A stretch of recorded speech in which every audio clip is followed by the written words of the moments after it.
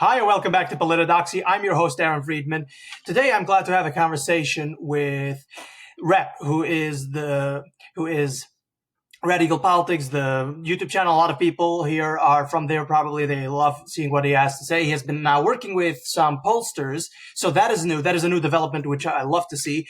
He has been keeping me updated on a lot of the things, giving me a good perspective on the political sphere, since, there's a lot of people with a lot of weird takes on what's going on. But this guy, I think he actually knows what's going on. I think the most accurate predictions I've seen come out from his channel. So this is why we're going to have a discussion with him. Red Eagle Patriot, how are you doing? I'm doing good. How are you? Well, I am very fine. I'm glad to have you here. So let's just jump right into this. First, just for the new people who don't know exactly who you are, just very fast, just tell us about yourself. When did you first start doing the political predictions thing and, doing the political map and all these things? When did this first start out? Well, I started YouTube back in 2019, and I've been doing this for about 5-6 years at this point. I've got almost 200,000 subscribers. We've got almost 50 million views. And a lot of what I do is, there's just general commentary, but there is this unique focus on elections and how these things really work, because just as much as it is persuasion, there needs to be strategy for turnout. And that's what's going to win Donald Trump this election if he does end up crossing the finish line. So I do a lot of electoral analysis on the channel, and that is basically the main thing that I think separates it from a lot of these other commentary channels on YouTube for politics. Yes, and I'm going to reiterate what I said earlier. I've seen that your things, and it is the most accurate compared to other people. These things, give or take, they just they don't exactly turn out how people say. But given the atmosphere, it's predictions. Literally, people don't really know what's going to happen. It's a prediction, but nonetheless, yours is the most accurate I've seen out there. So let's get into this properly. I would first like to talk about the debate, since this is just one day after the debate. This is the thing that everybody is now talking about. What do you think about Donald Trump's and Kamala Harris's performance? What is your opinion on what was going on there? Well, my opinion is that Donald Trump did a very good job during the debate. And I know that's not the mainstream media opinion, but for those who watched the debate, especially these undecided voters, they care about the topics on the economy. That was the first segment. Donald Trump obliterated her on the economy. He did very well reinforcing the failures of the current administration, tying Harris to the administration. And I did think that Kamala Harris, to be fair, did overperform expectations, which is why the media is spinning it as a victory for Kamala Harris. But still, did she do enough to really expand her base? Not necessarily. I think that it's kind of like one of these things where one side's going to say their candidate won the debate, the other side's going to say their candidate won the debate. It's probably not going to move the needle much electorally speaking, in my opinion. Well, that's fair enough. It's not really much that I disagree with what you just said. It's that I'm more critical of the fact that Donald Trump wasn't bringing his A game. He did win the debate by all metrics. I can say Donald Trump won the debate. Kamala Harris did not answer really much anything, no substance whatsoever.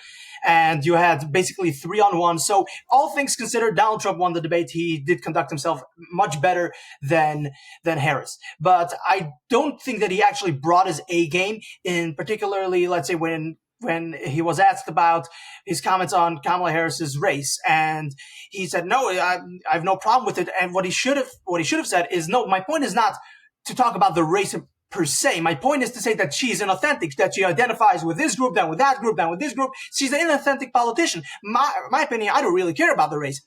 But she clearly does, and she clearly portrays herself as a chameleon, and she really takes on anything that advantages her. So this question actually should be geared toward her instead of me. I'm just pointing out that she's a chameleon, and she takes on all these weird positions. I think, and Donald Trump didn't do that. Instead, he said, I have no problem. And I'm like, dude, you should have said that, as this is the actual reason why he said it. And I was confused why he didn't do that. Furthermore, what really bothered me is everybody knows about the Charlottesville lie. And Donald Trump, of course, in the previous debate, he did the same shtick, and it bothered me really much because he did not say what the end of the quote was. He should have said, okay, that is part of the quote, and the quote ends with, I'm not talking about neo-Nazis and white nationalists, I'm talking, because they should be condemned totally. He should have ended that. That would have been so powerful, explaining that this is the whole quote. She's a liar. She said she tries to say these terrible things about me. This is the full quote. You can't trust what she's saying. Instead, she said, well, it's been debunked.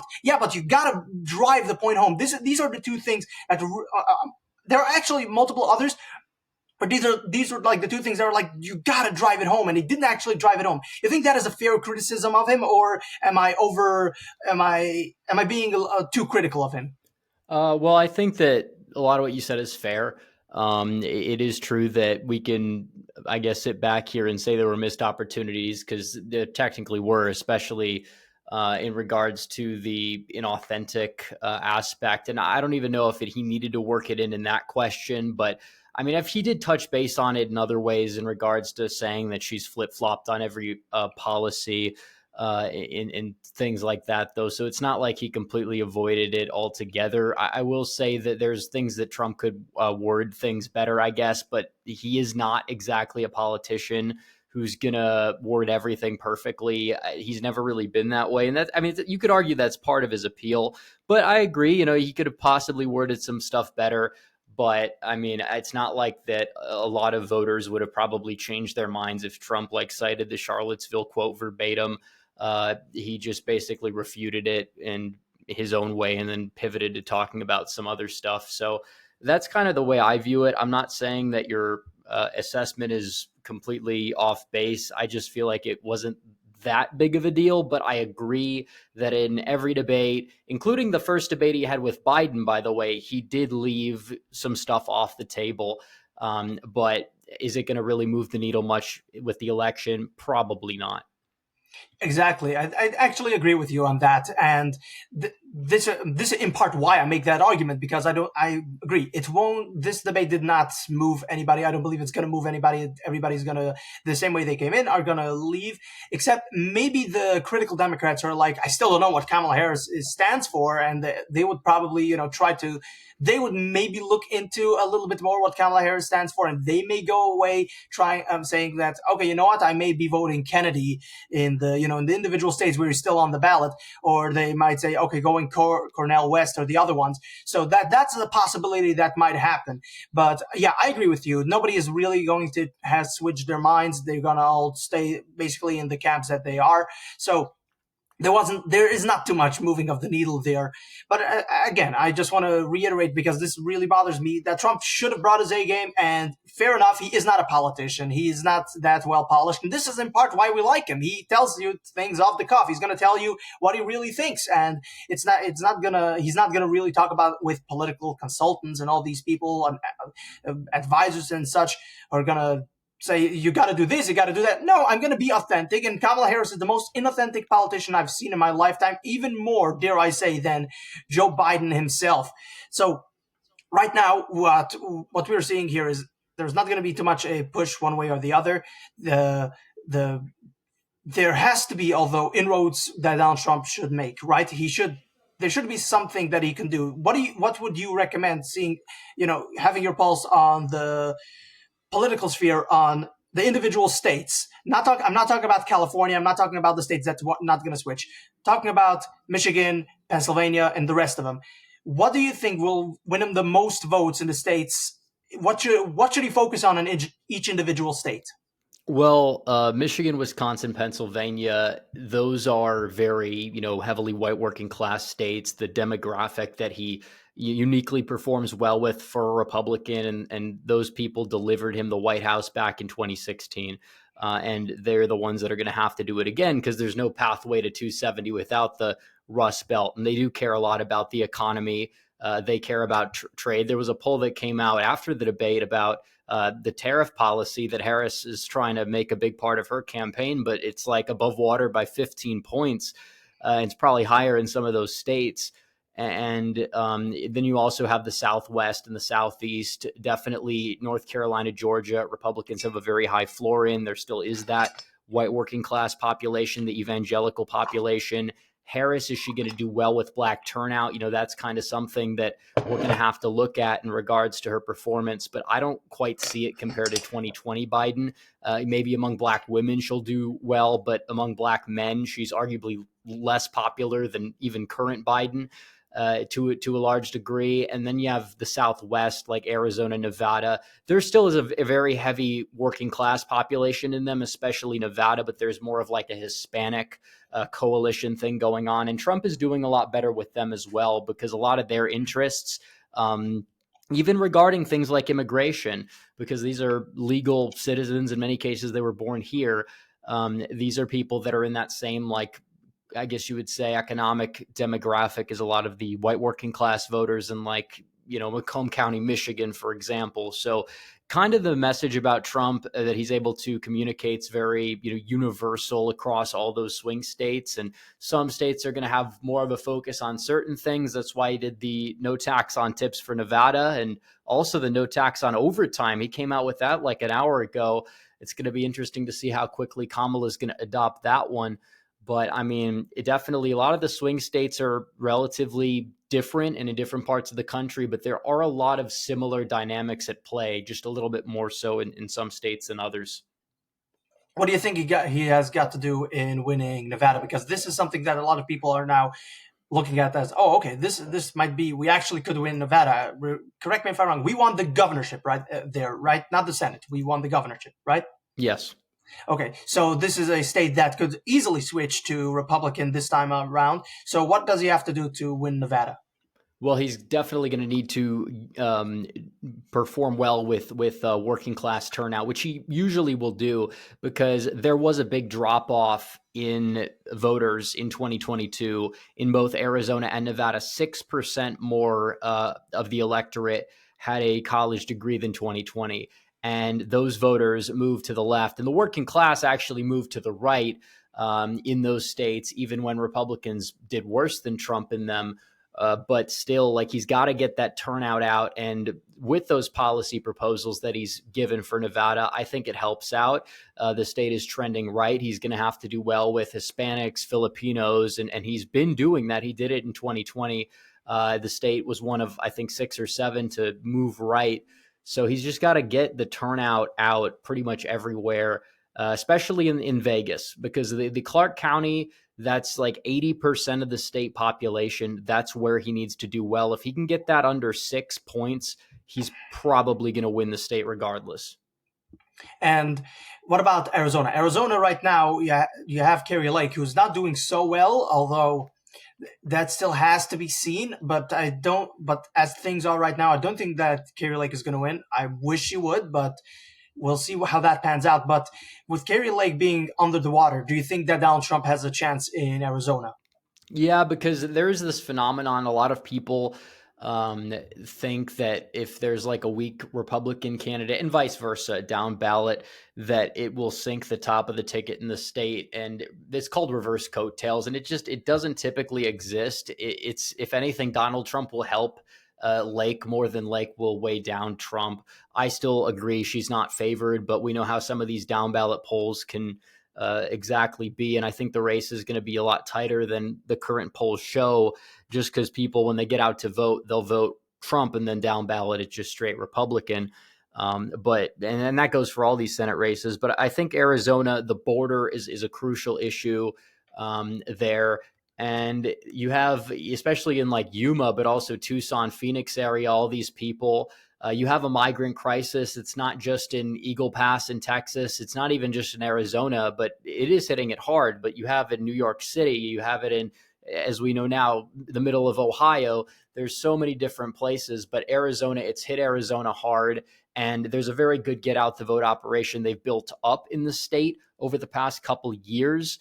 So hopefully they can use that to their advantage and get Trump across the finish line. And hopefully we get enough people voting early too, so you don't have any 2022 type of stuff happening at the 11th hour on election day. All right, we went through, so Michigan, Pennsylvania, and Wisconsin. We went through those. He needs to he needs to push up the numbers in the working class and in Arizona. He also has, as you say, he has a chance, and as well as Nevada. Now let's switch over to Georgia and North Carolina. It seems to be that actually these two states are actually, I would say, again, it could switch to Kamala Harris, possible, but I think right now they are more or less more safer in Trump's column, mostly because you have in Georgia the governor there, even though Donald Trump and the governor don't really get along, but they have like a love-hate relationship where the governor tries to do some, mild Republican things. Trump then attacks the governor, but then, gets his endorsement. So it's a love-hate relationship. It doesn't really matter to me. What matters to me is that the governor actually did the right thing with taking care of the voter rolls, taking care of voter integrity. There did some great things, which I think this time around, because of those things and also the ground game, we might that we will see a Republican win in Georgia. This is what I think. And in North Carolina, I don't think that North Carolina is ready to go vote for one of the most unpopular people to ever run in political history. Do you think that that is a fair assessment? I mean, more or less, even not talking about the voters or what Donald Trump needs to do to win those states, just by those two facts alone, that in Georgia, what you have is the governor doing a good job with the voter rolls and voter integrity, and in North Carolina, the voters, I don't think they're ready for Kamala Harris. You think that is a more or less a fair assessment to say that that is enough to switch to make sure that this election cycle they both go Republican? Yeah, I think especially North Carolina, and there's a couple polls that have Harris up in the RCP aggregate, but there were no nonpartisan polls after August or early September in 2020 that had Trump winning the state of North Carolina. Republicans have a very good get out the vote operation. There's a lot of these I'd say densely populated rural areas like spread across the state that have favorable trends to Trump, for one. And for two, they add up. And I think that the Charlotte suburbs, they're a lot more working class, to the point where Trump's not going to like bottom out compared to what he's been doing in like Atlanta in recent memory. And also there's some defortification, election integrity legislation that the Republicans in the state legislature got through. They basically control the state despite having like a Democrat figurehead as governor. And they probably are going to elect another one down ballot, but it's going to be closer than what the polls show. And as for Georgia, I mean, the similar thing with the latter part of it. The GOP there is not as competent, but they're still relatively competent. And if you look at like the mail-in ballot requests in both of those states, they're way, way down from 2020. That means Democrats are going to probably struggle more to get their voter base out to the polls in those states, just like the midterms where they didn't do that well of a job. And the higher propensity voters in both lean a little bit more Republican than they do in like the Rust Belt, for example, or even in like Arizona. So yeah, I think North Carolina and Georgia both go to Trump. I'm more confident in North Carolina just because of how Georgia's changed so much. But I think that just the state of the country, the way things stand now, and a modest improvement among black voters for Trump, especially black men under 45, that can deliver the state of Georgia to Trump. And I think that he probably gets both of them in his column. And I think they're both going to be called before midnight on election night.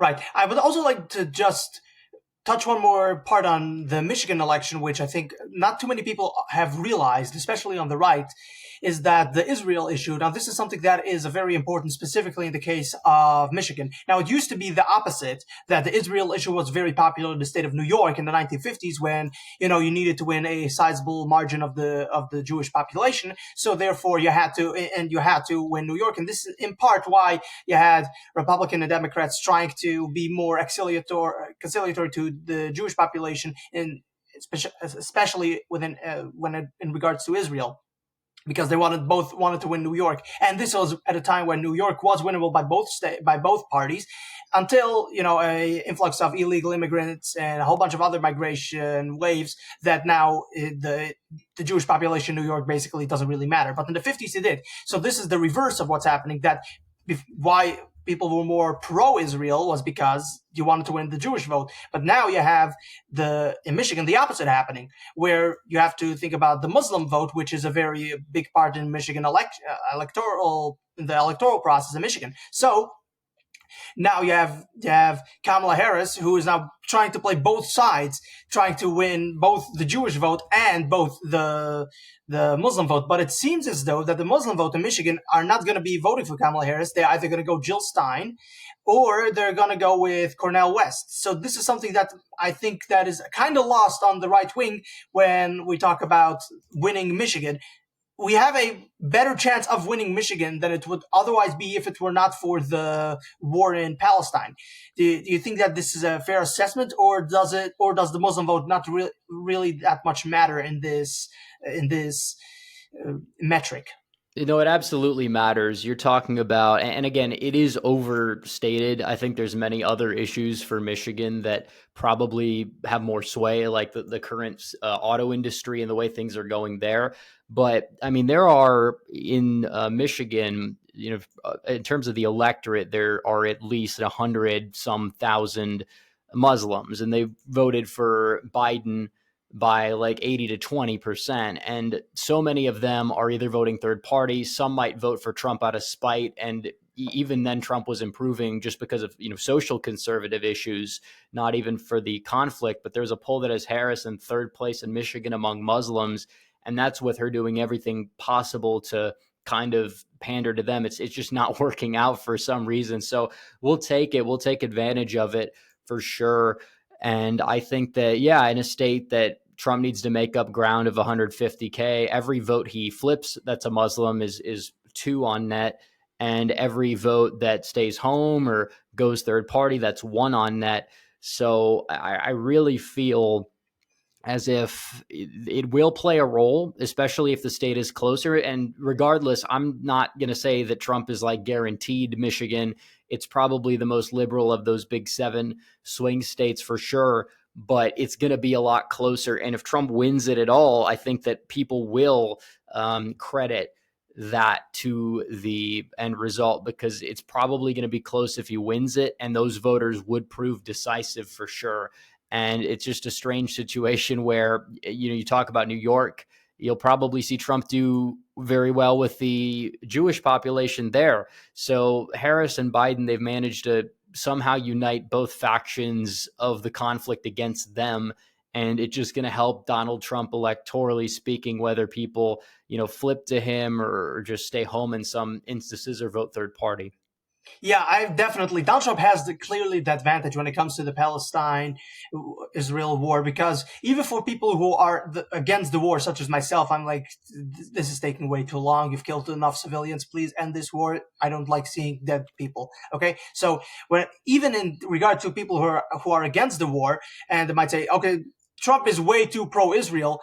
Trump still has the advantage that he is the anti-war candidate. He is the candidate that no new wars have started. He was ending wars, doing peace deals, trying to work with North Korea, trying to work with Russia. He was the guy who was creating the end to these forever wars. So he has that reputation. So even within the anti-Israel crowd or the anti-Palestinian crowd, regardless of whatever you think, he's the anti-war candidate. So you want to see less dead civilians, you go and vote for that candidate. So that is a reputation. This is what he brings to the table, regardless of how pro-Israel or anti-Palestine he is. Meanwhile, with Kamala Harris, she's just a placeholder for Biden, just the status quo. And people and Muslims, they're not going to be voting for the status quo. They want an end to the war. They want an independent Palestine.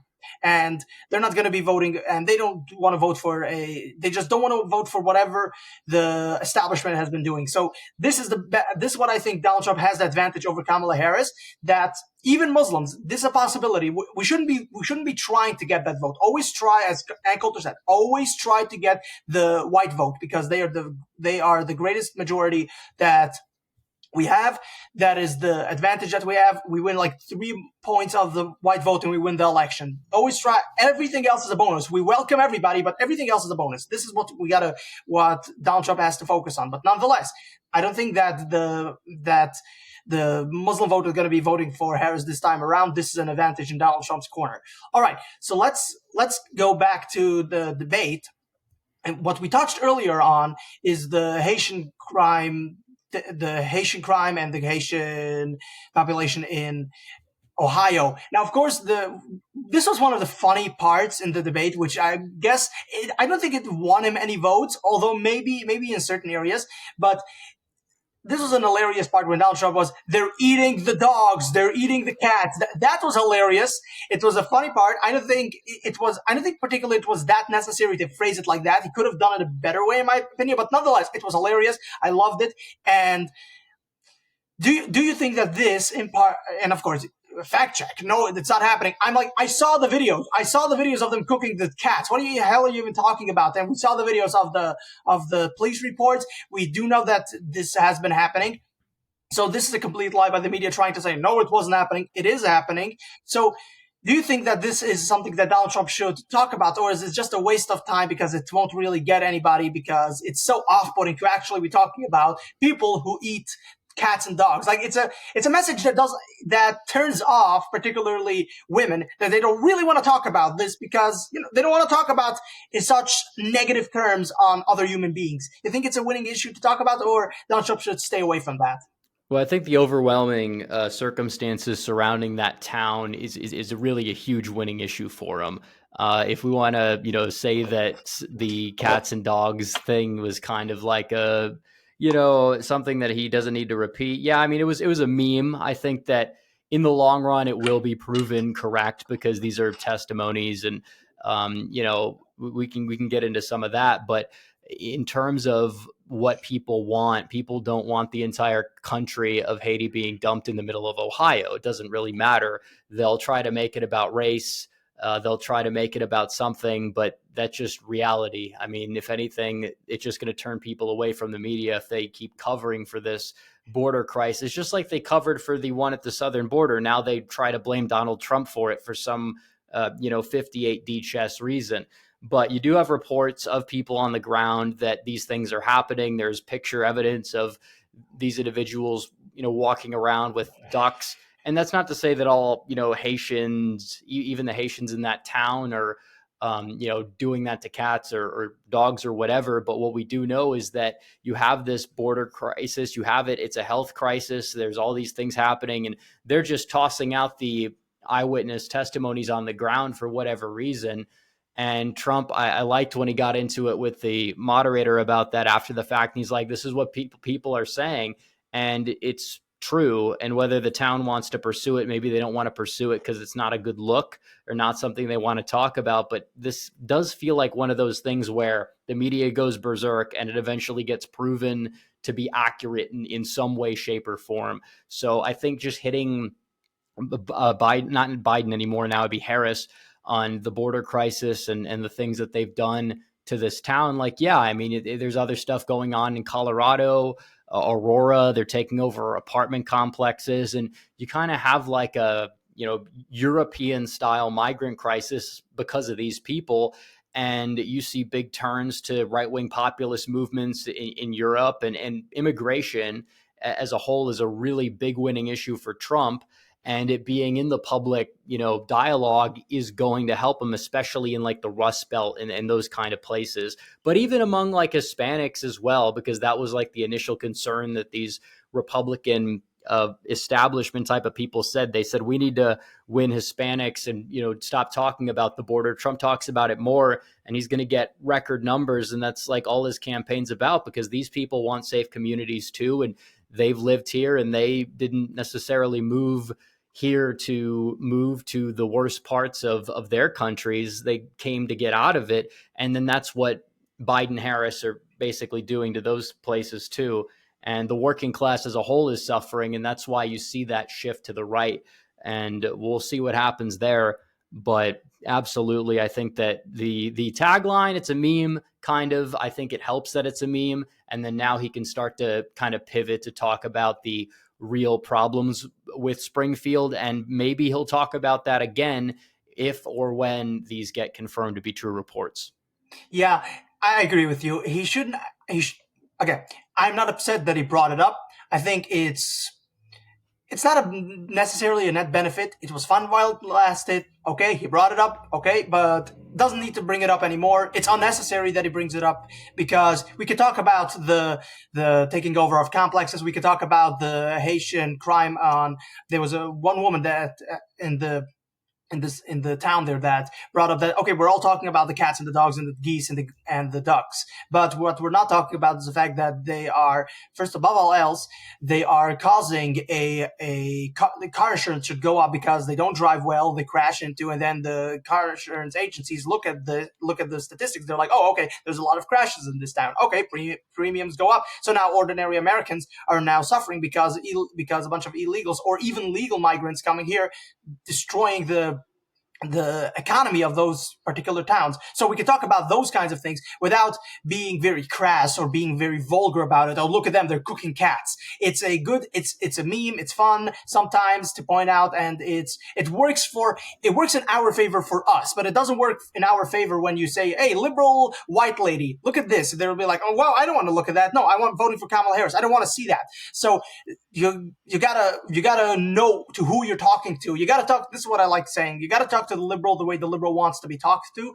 Nice. I know it's not fun talking to a liberal nice and calm and trying to explain 10 times over the same thing and they still don't get it. It's not fun, but that's how if you want to like push the needle a little bit and bring them over a little bit to our side, that's how it's going to have to be done.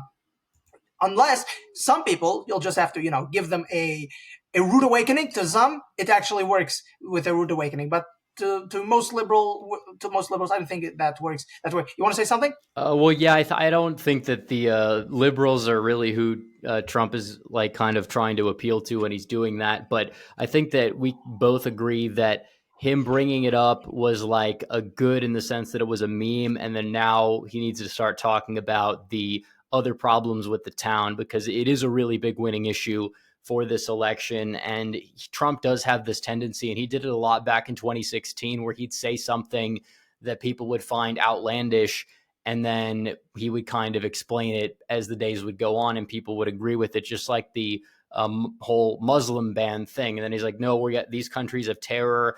We're going to ban these nations. And then when the ban goes into effect, it was wildly popular. Of course, Biden took it off, but that's kind of besides the point. So, he definitely needs to just keep talking about immigration, and now he can kind of pivot back to where he needs to pivot on the issue. Yes, absolutely. As I said, yeah, it was fun while it lasted. The same way it was fun while it lasted. Another unnecessary thing I think that Trump did, but it was still freaking hilarious. Unnecessary, when I say unnecessary, I don't mean that he shouldn't have done it. I mean that it doesn't win him anything, but still funny as hell. And a lot of this, maybe it even helps with the base, but it doesn't win him any votes, is that and I'm sure you're going to appreciate this part where he was like, I'm talking. Yeah. Do you remember that? That was, I was like, immediately, I burst out laughing and said, also, this was unnecessary. You didn't have to do this because he's not going to win anything. But nonetheless, it was funny, and she definitely deserved to get that. Do you think that this kind of Trump, the OG Trump, the original Trump, where he just immediately says what he wants to say, no matter how crass or vulgar or disrespectful it is, you think that this is the best Trump, or is the more disciplined Trump better? Well, I think it combines the both of them. He did seem like he was a little defiant. He was inspirational to the base during the debate, which is kind of what you need to do as well, because there's probably 4 or 5% at most of the electorate's undecided. And some of the polls we've seen, just polling those people, Trump won the debate overwhelmingly. But it is 100% true that with the I guess you would say the memes, the funny stuff, like it helps out. It's highlight real moments, and in the short run, people aren't really going to talk about it. Might not move the needle much, but in the long run, just like so you'd be in jail moment. At the time, it kind of is the same thing. Like it's not at the time, it didn't really help him win a lot of voters, but it did rile up the base, and it's a legendary, iconic moment. Like the whole I'm speaking thing. I don't think a lot of people are going to really get that reference, that we're just watching the debate because of the whole Mike Pence thing a few years ago. Like the very politically invested people, they're going to find it funny. But still, it's not that much of a waste of time or resources to do it. I feel like he kind of struck the balance well between somebody who is very disciplined and very serious, and also somebody that's he's Trump. And there is a nostalgia factor in that for some people that are open to voting for him. And I think you could argue it is a net positive for them too. Yeah, definitely, absolutely. So let's continue with this, and let me pivot to the a little bit more of the debate.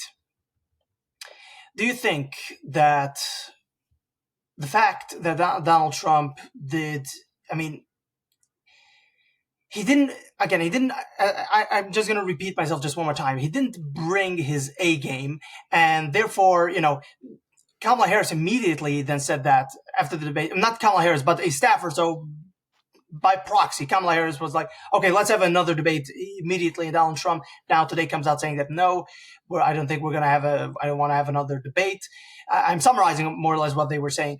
So do you think that this is a benefit to Trump not to have another debate? Because I think they should have another debate, even if it means that Donald Trump is going to have to go in again with the hostile territory. Everybody's against him and everything. I just think that he should come in prepared, but nonetheless, he should do it. Do you think that this is fair to ask this of Trump, or he did what he was supposed to do? It's now over, and he should now focus on other things because there's nothing more to be beneficial for Donald Trump in the debate. Well, I think Trump is right when he says that the reason why she is asking for another debate is because this performance wasn't good enough for her liking or her campaign, and she's still not really the favorite. Because if she delivered a knockout blow to Trump, she wouldn't be wanting another debate, and Trump's team probably would be lobbying for one. Now, that being said, if he wants to do it, he can do it. If not, I don't think it's really going to change very many people's minds, because they did hit on every single topic.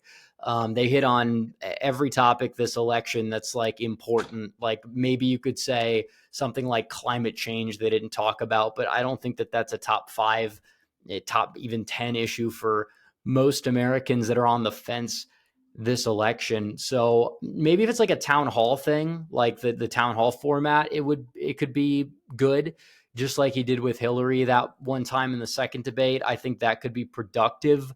But it's just something that the networks are going to profit. Very few people's minds are going to be changed, and people are already voting as well, to the point where is it going to make that much of a difference when it's all said and done? So again, in terms of him bringing his A game, I'll say that I think he did well, but it is true that he didn't deliver a knockout blow to Harris. Is he guaranteed to do that in a second debate? I'm not entirely sure. You could argue he, left some off the table in this one, but I do think that the people that were glued into the screen took notes of pretty much everything. And he did say everything he needed to. Maybe he should have highlighted certain things like, that he said in his closing statement more during the debate. But in a whole nother debate is it needed? Well, more for her than for him, just as this debate was. So it's up to him. I don't blame him for not wanting to debate, because again, it really comes down to turnout more than persuasion, but we'll see if he changes his mind and decides to step back in the debate ring. What do you make of the reports that Kamala Harris was fed the questions before the debate? This is what I've seen. I don't think it has been confirmed completely yet. But again, this is on par with what Democrats or with what the media, how they operate. Do you think that this is something that actually happened, or it's just, again, rumors, such as the one with the earrings, that was a whole other shtick, which at first I was like, okay, I'm open to any suggestions. I mean, it's not like Democrats won't ever do anything like this. We know, but also there has been. I mean, I don't think it's proven to be true. But with the questions thing, that has happened in the past already. So do you think that this is something that actually happened, or this is just, again, rumors because the right feels like Trump should have been more better on the debate? Well, I think that the earring thing seems to be likely fake. It kind of, in terms of her having an earpiece, how much would that even help, given the fact that she has to speak off the cuff, maybe with her writing down notes or something. But as for the question thing, I believe that is probably the case, because we understand how ABC operates. That was 3-on-1. They the assurances that he'll be fact checked. They probably did give that to her beforehand at a minimum. They'd never fact checked her, despite her being on record telling, if you actually fact check properly, about 25 plus just blatant lies during the debate, repeating some of them many times. So again, I think that it's very possible because they've done this in the past. Now, is that report going to be confirmed? I don't know. But I mean, her sorority, one of the sorority sisters that she had was one of the moderators, and her husband is best friends with the executives. So, yeah, I mean, there is a conflict of interest there, and Harris would never do a debate on a channel or a network that Donald Trump either created. Like, is she going to go on Newsmax or one of these other things? Of course not. She'd never do that. And she probably would have the public support for her not doing it. But when it comes down to, she won't even go on Fox for a debate. She Yeah. won't even like do something like that. And it had to be on her network, on her terms. And Trump going into the lion's den, like, it did light a fire under him. And I really felt like he gave a lot of 2016 energy during that debate, which I think was probably a good thing overall. Yeah. Although there's been also a lot of discussion on what would Kamala Harris be doing right now, because at first it was what Brat. That was the first thing. Okay, Brat, she's Brat, blah, blah, blah, blah. Everybody's going nuts over Brat. And I'm like, as a man, I have no freaking clue what this is. It took me some time to wrap my head around at what this is. Brat is a petulant child who is having a tantrum. That is a brat. And no, it's something, it's completely different. Now it's a new context. Okay, fine. I have no idea what that is. Fine. Now after Brat, there was Joy. Okay, there's going to be Joy. And then there was a danger of democracy, danger to democracy. So more or less, and throughout this entire time, has been no talk of any policy. Only 3 days ago, she puts up a policy website, finally, after so long. So it seems as though this entire campaign is going to be running on the high on vibes. It's basically Brat, Joy, danger to democracy, and I don't know what the next thing was. So you have people such as Harry Sisson, which bothers me. You know what bothers me about Harry Sisson? Not that he exists, although retardation is a problem. I have a problem with the right wing interacting with this guy, because this guy has no idea what he's talking about. And I'm not saying that as the Democrats don't know what they're talking about. No, I mean that he doesn't know, as a Democrat, know what he's talking about. He was praising Joe Biden well after Democrats, the entire media was like, okay, we're going to get rid of Biden. And he's like, no, Biden has been great. I'm like, dude, conservatives, this guy obviously doesn't know what he's talking about. He's not in the loop. He's not somebody who you should be listening to. Listen to the mainstream media, because they're telling you what they're going to do. This is what's going to happen. He's going to be replaced, and this guy's still running around. No, Biden is completely here. He's just going to shill for Biden because he's a separate thing. He takes money from Biden directly, not from the Democrat apparatus. He's a completely different beast compared to what the media is. So everybody, stop even interacting with this guy. His takes are terrible. He doesn't know what he's talking about. Nothing he says is even relevant to the conversation. So when you have the right wing interacting with him, it really bothers me. Just, he's not interesting. You can talk with, people from the mainstream media. You can, quote tweet them, reply to them, ratio them, whatever. This guy, stop making him relevant. The right wing is the only people who make Harry Sisson and the other guy, who I don't know who the other guy is, but they're the only one making these two relevant. So everybody needs to stop talking about these guys, stop talking to them. They have nothing to say that is of any interest. So I want to go back to my main point, is that the entire Kamala Harris campaign seems as though it's going to be running on vibes. And they don't really want to talk about policy. And this is what I've been saying, that Donald Trump needs to talk about policy. Instead of attacking Kamala Harris on a whole bunch of other things, just policy is going to be the winning thing, because she can't talk policy. She can only talk vibes. And I don't think that that's enough to win any this election or any election. She's not going to be able to push that out. There's going to be a new word. Just wait. In 2 weeks from now, or 1 week from now, there's going to be a new word which the Kamala Harris campaign is going to run on. Do you think that Trump's best course of action would be to not reply to anything of the sort, just talk about policy? Go to Pennsylvania, talk about policy. Go to Michigan, policy. Wisconsin, policy. You think that is the best course of action? Or, the Donald Trump should also, just make fun of Harris, because, she is memeable, very memeable. Yeah, I think he's going to do both. Donald Trump is somebody, and it's true, you can't have only vibes, and but you also can't have only, policy. You can't just be like a AI robot, whatever. You need steak and sizzle. Harris has no steak. She is all sizzle, and when she does have steak, it's well done steak. It's not good steak. When Donald Trump, Although wait, although to be fair, I this is what I heard, and this is unforgivable for me, that Donald Trump likes his steak with ketchup. And when I heard that, I was like, okay, now that listen, from all the indictments, I'm like, okay, this is the one place where I would support an indictment on Donald Trump because that's unforgivable. But go yeah, ahead, continue. no, it's true. Nobody's perfect, but in terms of the campaign theme, like it is true. He needs to have policy, and he has policy. He's been talking about policy, but she has no policy. All she does have is vibes and the whatever word it is, the current thing, the flavor of the month. You're weird, and then it's democracy, and Yes, then it's yes. the brat thing, which basically mean, and it's true, even in the context they're putting it in, it was taken from that term, and they did a poll about this, like actual voters above the age of 18, what they would react to if somebody called them that. Most people said offensive. Now it's like an online thing. You're not going to reach the voters that care about the issues like this, and just repeating the same old anti-Trump talking points we've heard over the past 10 years, repeating all the Biden lies, but just doing it in a way where you're, I don't know, a little bit younger and maybe slightly more mentally capable, but not really. It's not enough. And like I've said, this election comes down to how many ballots we can get in the ballot box by election day. That's what's going to matter. At a certain point, it becomes about less about persuasion and more about turnout. So Trump's going to try to do both, and I think he should have the upper hand on both if the base does their part with the ground game. So we'll have to see.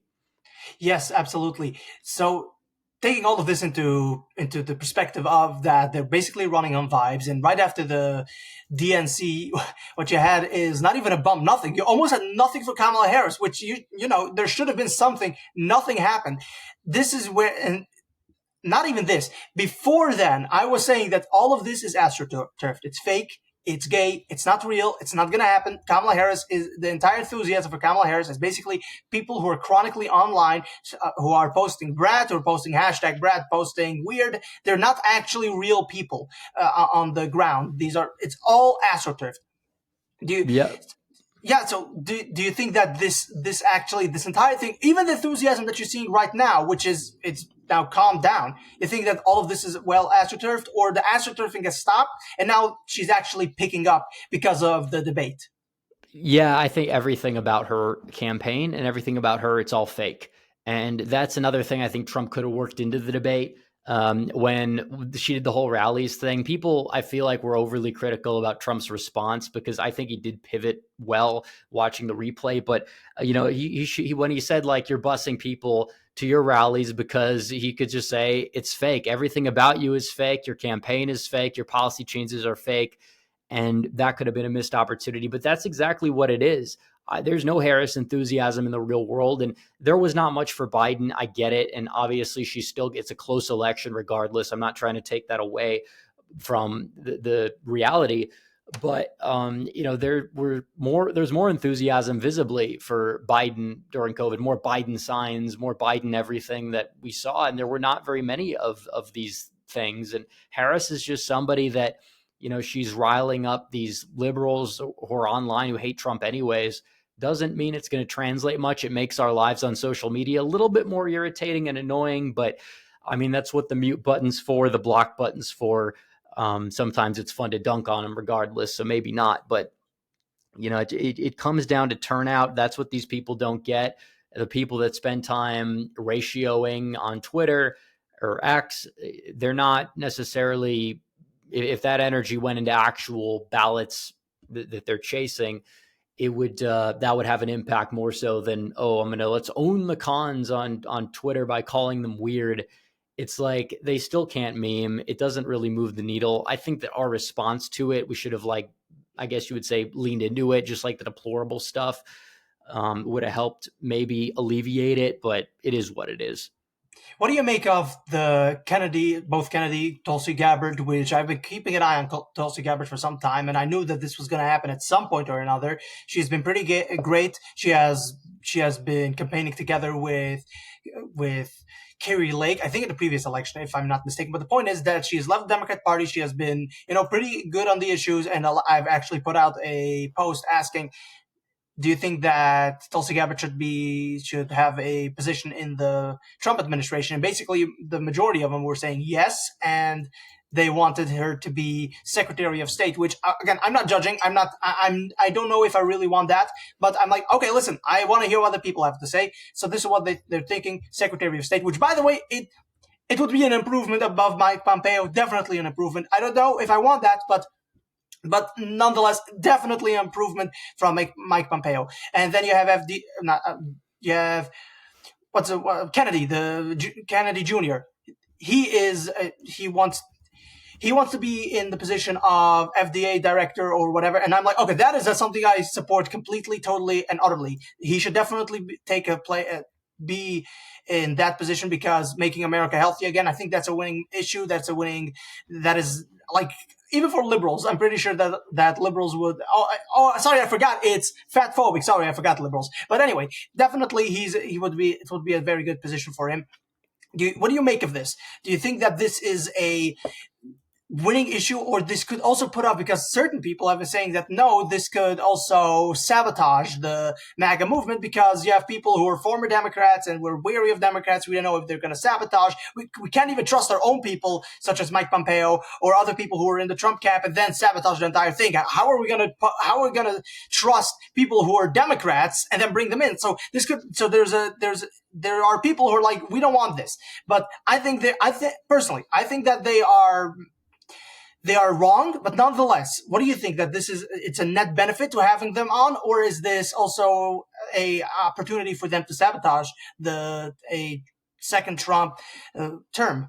Well, the first one was sabotaged, and he kind of, in 2016, he ran a campaign where he did talk to different people across the political aisle, gave something for the Democrats at the time, libertarians at the time, and he grew his coalition. You had a lot of people leaving the Democrat Party because of Donald Trump. And now I feel like going back to that, given how he put all these never Trumpers in his cabinet, all these Bush people in his cabinet, if he's putting the never Biden Harris type of Democrat, disaffected Democrat who's upset with their party because they've gone too far and they happen to be more like anti-establishment on foreign policy and agree with certain issues, I think they absolutely need to be in the cabinet. Now, the Democrats, on the other hand, Kamala said she's going to put Republicans in her cabinet. The problem with that is these are going to be the Dick Cheneys, the Liz Cheneys, like that style of. Oh, sorry. I have to interject just for a moment, because I don't know if you saw this meme before. I don't want to forget this, because there was this one meme where they had a picture of Dick Cheney in a t-shirt saying Dick's for Harris, and I was like, that's hilarious, love it, that's so funny, love it. But yeah, so yeah, you have people like Dick Cheney, you have people like Liz Cheney, like, dude, these are your warmongers, these are like the most evil people, Darth Vader, that's what they call them. So you have these kinds of people who are now endorsing Kamala Harris. Continue. Yeah, exactly. And that's a thing. I don't think it's necessarily Republican, Democrat, or even in some cases, depending on the issue, conservative or liberal, there's going to be some disagreement, but it's uniparty versus the people who want to, give the country back to the American people and understand the establishment is gone too far. And obviously, I'm going to disagree with a lot of things that RFK said over the years, or Tulsi said over the years, but these people do assimilate. Like, if you look at Liz Cheney, her last 2 years in Congress, she was voting in lockstep with Joe Biden on literally everything. And she was somebody at the time before that. Yeah, she did support Trump or voted with Trump. Same thing with, Adam Kinzinger, all these losers. So we need people that are capable. And if some of them are Democrats or disaffected, I think it helps more than it hurts. And I feel like, if anything, lean into it more. If they want to have all these Republicans for Harris AstroTurf campaign, why not, try to offer some other like conservative Democrats from like the 2000s, like Colin Peterson from Minnesota, who did vote with Trump most of the time, like some sort of position, that kind of individual for endorsement. Like, it's just smart politics. They're trying to AstroTurf this Republican exit. It's not real. It's kind of important to counteract that. And when you have Tulsi and RFK, not just as endorsers, but lead surrogates, it kind of neutralizes that, especially because there are a lot of those like old school boomer Kennedy Democrats who might not be happy with the status quo right now. And RFK, I feel like endorsing Trump was powerful because he can, maybe pull some of them over with that endorsement. I'm not saying it moves the needle much, but in a race that could be decided by 1,000 votes in Pennsylvania, every bit helps, and I'm in full support of it. Yes, absolutely. So yeah, I agree with you completely that Kennedy is a net benefit. He definitely should be put in charge of the FDA or something like that. Because again, this is something it's not really political. It's not like you're putting him in charge of the Department of Education, which should be completely dismantled. But it's not like you're putting him in charge of something that doesn't fit him. He fits that very well. He wants to take care of the seed oils, of all the other things, which by the way, a lot of the hippie movement will probably appreciate. So they will probably say, like, listen, I don't like Trump and all the other things. But if Kennedy is, on his side, you know what? I can stomach that, especially since he wants to make America healthy again. He wants to go all natural. Let's go. Let's do this. He wants to save the environment. He wants to protect the environment. He wants to be a real conservationist, which, by the way, for those who are wary of Kennedy's intentions on the environment, I can assure you that Kennedy definitely has not changed on that. I saw a video of him in 2001 or so, or 2002, like 20 years ago, and he's still saying the same things that the conservatives, this is what he said. And I was like, holy crap, he's literally said the thing that we all should actually pay attention to, that the conservatives of nowadays have taken the conserve out of conservative. What are they conserving? They're not conserving the environment, they're not conserving culture, not conserving anything. And I'm like, holy crap, this guy actually called it back in then. And this is why we had Trump, because we wanted finally to start conserving instead of invading the Middle East. So he has not changed. He has been pretty much on the right side.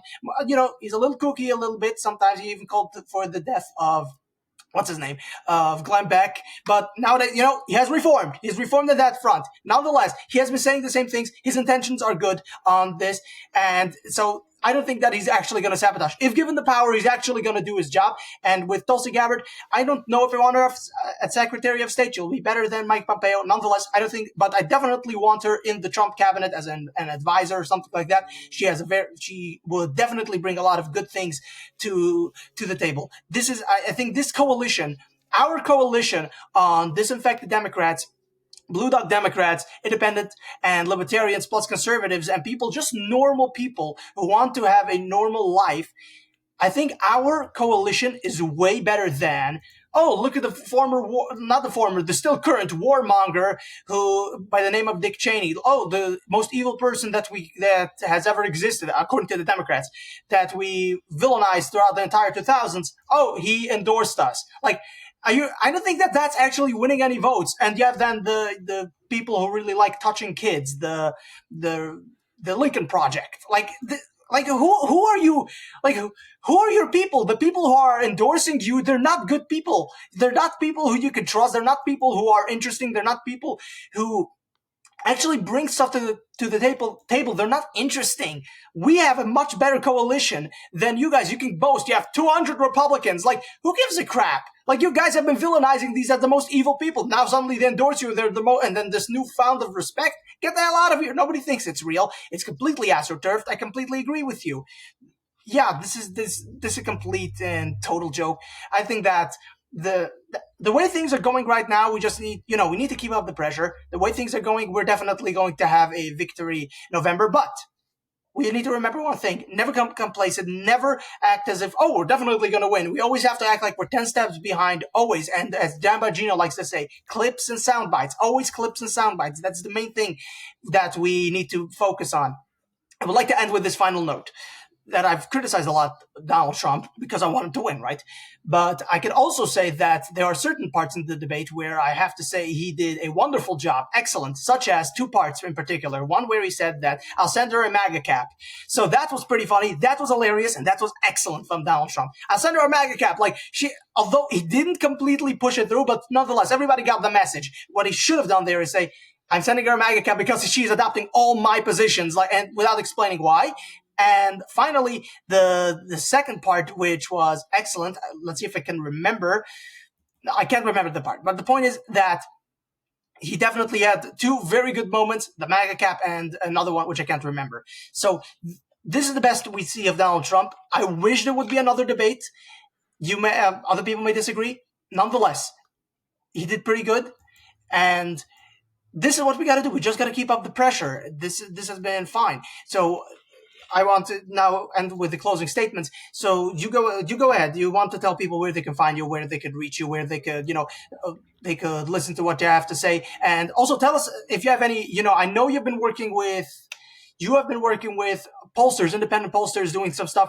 Do you have anything else coming up? Anything interesting that we should keep an eye out on? Well, later this month and definitely in October, there's going to be a lot of polls coming out that I'm sponsoring, and we're on 538 now and all these aggregates, which is pretty cool. And it's something that, many pollsters dream of, and we got it done pretty quickly, despite kind of having this, disconnect with some of these other people in what I call the election mafia, these forecasters that try to set the narrative and have been wrong time and time again.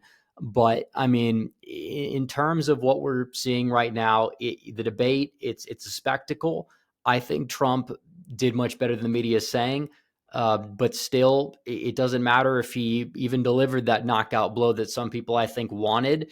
We need to make sure we chase ballots and make sure we can register as many people. Especially if you live in a swing state, make sure they vote. Let's take advantage of the election month. If the left's going to take advantage of early voting, we need to take advantage of early voting. And at the end of the day, we got to get this thing won, because that's all that matters. The persuasion battle, I think Trump is winning it overall. It comes down to the turnout battle, and election night, November 5th, 7-8 weeks away. It's going to be hopefully absolute pandemonium, and Donald Trump's going to win, but we have to get there, and we got to fight to get there.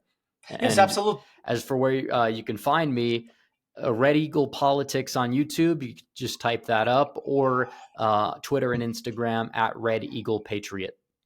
Excellent. Yes, I completely agree. And for those who are interested, you could reach out to Scott Pressler. He does a lot of good work. If you live in Pennsylvania, he will definitely be happy to. He's very accessible. You just got to tweet at him, and he'll respond at some point. But you got to tweet at him if you want to get involved. This guy knows what's going on. He has been doing wonderful work. I myself have registered about 200 or so people, and I'll tell you how I'm a no nonsense guy. This is how I operate. There was this one of my neighbors who was, he promised to get registered. He's on our side, but he promised to get registered, and I was like, "You're gonna get registered about 3 weeks," and he still wasn't registered. So once I saw him going home from the end of the block, so I quickly ran upstairs, printed out a registration form, ran down, caught him at the door, and gave it over to him. And that day, he was registered. I'm a no-nonsense guy. We're going to get this done. So, if you sometimes you got to apply a little bit of pressure. You got to exert yourself and say, okay, you say you're going to do this. Let's get it actually done. So this is how we do it. You want to go and start doing this, you can go out and do it by yourself. You don't need that much training.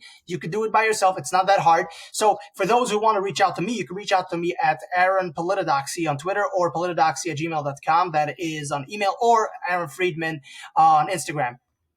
Leave a like, share, subscribe, leave 5 stars, do all the other things. Everybody knows the drill. So do whatever you have to do. And the most important, of course, share the episode. Thank you, everybody, for listening. And remember, my fellow radicals, stay political.